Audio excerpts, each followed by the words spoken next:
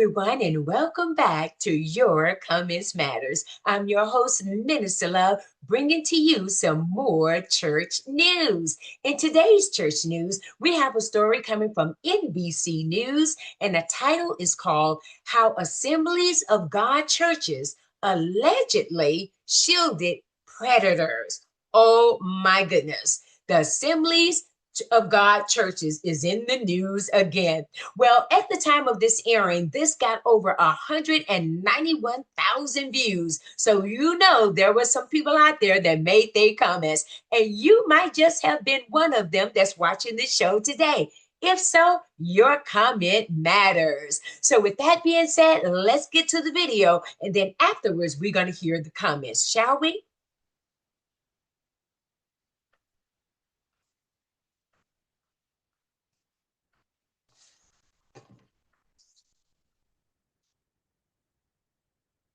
Now to an NBC News investigation into a pattern of abuse at the world's largest Pentecostal denomination, the Assemblies of God.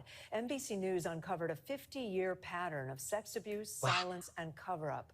And now some survivors are looking for change from the top. A warning, parts of this story are hard to hear. When Stephanie Davis was in 6th grade, she was part of a group for homeschooled kids at an Assemblies of God church in Jonesboro, Arkansas. This is most of our homeschool group. When it was time for phys ed, Davis says children's pastor Tony Waller told them to undress in a bathroom, do stretches, and change into play clothes. It just changed to, why don't you get naked and do this? It's going to help you. Stretches? Yeah, stretches. Oh my One day God. they were playing hide and seek and went into a storage room off the bathroom. We Shut opened up. the door, and there it is, a camera Ah! on a black stool. Do you remember what you thought in that moment? I knew. Church folks. We knew that he had been taping us. At first, they didn't tell their parents, but weeks later, Davis says Waller gave her a drink she now believes was drugged. I just remember spinning, you know. I don't know if I blacked out, but I remember, and there's a picture of green steps. I remember sitting on those green steps thinking, I've got to go. What's the emotion you're feeling? Wow. The emotion is just not knowing, you know, exactly what happened. She was scared and told her mom everything. She says her mother Good. went to the head pastor, Mike Glover, with the disturbing details. And then what happened after that meeting? Tony was suspended, and then, you know, he was back. Ah! That's been a pattern in Assemblies of God churches. NBC News identified nearly 200 Assemblies of God pastors, church employees, and volunteer leaders accused of sexual abuse over the past 50 years. Together, they allegedly abused more than 475 people, most of them kids. In about 30 cases that NBC News found, church leaders put alleged abusers in positions of power, allowing them to abuse again. Nearly 2 years after Stephanie says her mom reported the children's pastor, Tony Waller, Courtney Blackburn says he started visiting her house when her mom was at work. And this is your bedroom? Devils. She says Waller brought bags of clothes for her to try on and keep. One day, when she was changing in her bedroom, she stopped cold. I got about this far with my top and I seen it and I stopped. I froze. And you see what? The video camera sitting on my dresser. Oh my In God. that split second, you know that he's recording you. Oh, I'm yeah. guessing. These come out of the clothing bag. Sick. I was They allowed are in these sick. pictures. Who took these pictures? Tony did. Courtney immediately called her mother, Rhonda, who says she also went straight to the head pastor, Mike Glover. He told me that he would have to take it before the board and the deacons, and they would have to pray about it. I was told, about it. quote, God That told us Joker in that it was jail. a misunderstanding. That's what you pray Then about. head pastor Mike Glover declined to appear on Look at it. camera. Look He at told it. NBC News he was never told about Waller secretly recording No, children, he's lying. saying he suspended Waller for leaving children unattended. Oh, Glover please. tells NBC News that he has no memory of you coming forward. Should have been That's a fired. lie. That's a straight lie. In 2015, Tony Waller was arrested after his wife found thousands of images of naked children on his computer. Two young sisters, aged 10 or 11, told police Waller raped them. Waller was convicted and is in prison for life. Davis Good. and Blackburn both gave statements of their own to police, saying Waller filmed them and that they reported it to Pastor Glover. Good morning. The Look General at. Council of the Assemblies of God declined an interview with NBC News. The church saying in a statement, it grieves with anyone who has been hurt through the Oh, actions you of the ain't abuser, grieving. and You just saying mad it you remains got caught. committed to child safety. But over the decades, the General Council has considered and failed to make changes to protect children, like in 2019, when it examined mandating new policies for its 13,000 churches, Yo, these men such are as sick. background checks for These men are anyone sick. working with kids We got and some sick mandatory men. reporting to police. 2 years later, the council decided against that, their top lawyers saying it could expose them to costly lawsuits. But they thought the risks associated with it outweighed the benefit. What do you think of that? My Lord. It's dumbfounding. The church where Waller ministered has since changed its name, and the new pastor says implemented stricter child safety Yeah, policies. right. Stephanie Davis says if church leaders had taken action when she came forward, Tony Waller could have been stopped. It shouldn't have happened. It's true. We thank you for watching, and remember, stay updated Yes. on breaking news and top stories on the NBC News app or watch live on our YouTube channel. All right, then, everyone, we're going to stop it right there. You saw the video for yourself. You saw the victims as they spoke out. Now we want to hear your comments. But before we get to the comments, let me just recap a few of the things that were said there. So notice how they started off and said that this is a pattern of the Assemblies of God Church. And they have over 13,000 churches nationwide or worldwide there. So you can imagine the abuse that's going on there. And they were using video cameras used secretly to record these young girls. And many of them were homeschooled. They was in these homeschool groups. And here the pastor is telling the girls to get naked. What? Oh, ain't no pastor. You're a predator. Call them what they are. And then the girls, they were afraid to tell their parents, but eventually they did tell their mothers. And get this. So when the pastor was outed, what did the leaders of the church do? They just suspended him. What? Why did you fire him? You know, they just suspended him. And they were saying that over 200 pastors, employees, and volunteers, get this now, abused over 475 people, mostly children, over a course of time. That's why the reporter said that this is a pattern.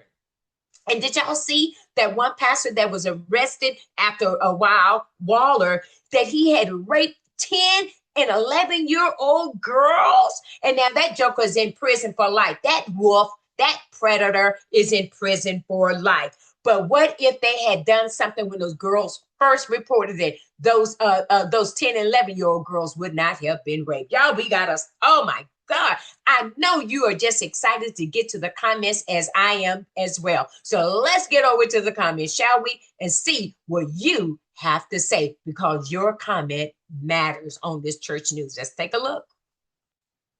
All right, everyone. Our very first commenter is called Rewriting Justice, says, Lord, this is despicable.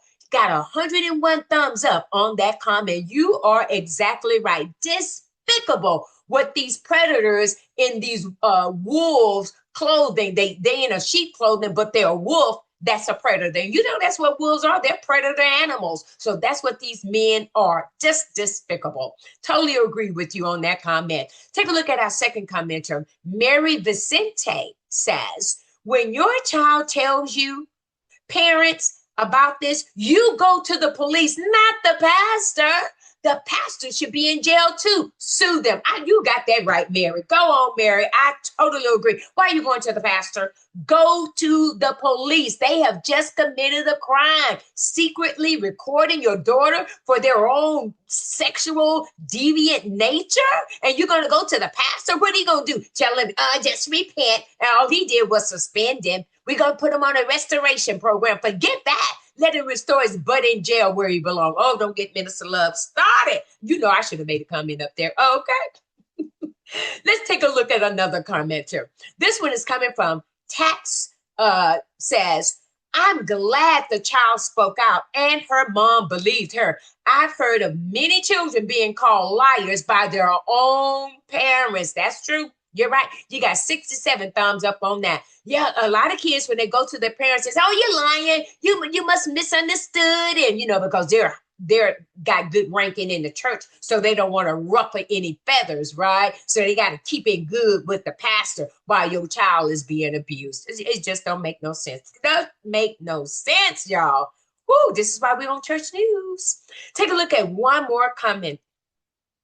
Ernest Merrick says, the mothers went straight to the pastor. How about going straight to the police instead? So, Ernest, you agreed with Mary Vicente. Same comment. See, this is why your comments matters, because people are thinking the same way that you're thinking. Why go to the pastor? You go to the cops. If someone hit your car in a car accident, you're calling the police first. That's what you do. You call the cops first. Something has been committed. It's no different with your children. Call the cops. Forget these pastors. These are wolves. What you going to them for? They just going to deny it and delay it, deny and delay. That's what they do. That's what they do. All right, then, everyone. That's going to do it for the comments. Want to thank you because your comments matter. So this is a message for any young girl that's in these churches and you've seen that these pastors are doing something that's not natural. Tell your parents, but you better make sure them parents go to the cops too. If you're underage, you better make sure, mama, you better call the cops. We ain't going to the pastor. Go to the cops, mama. This is what he did to me. This is what they're doing to me. The police need to know. And these people need to be held accountable. Should go to prison just like that guy did for life. Yes, yes, yes. Go to life. All right, that's going to do it for the commenters. Again, your comments matters. All right.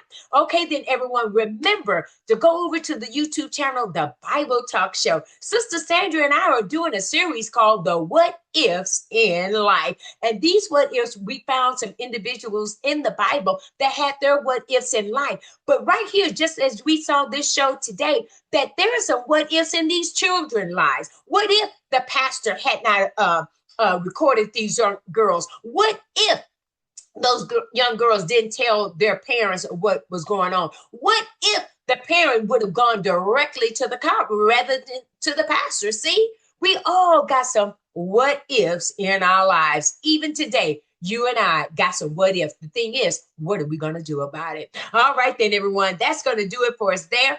And so, again, I want to thank you for watching, liking, sharing, commenting, and subscribing to Your Comments Matter YouTube channel where you get your church news. I'll see you on the next video. Take care.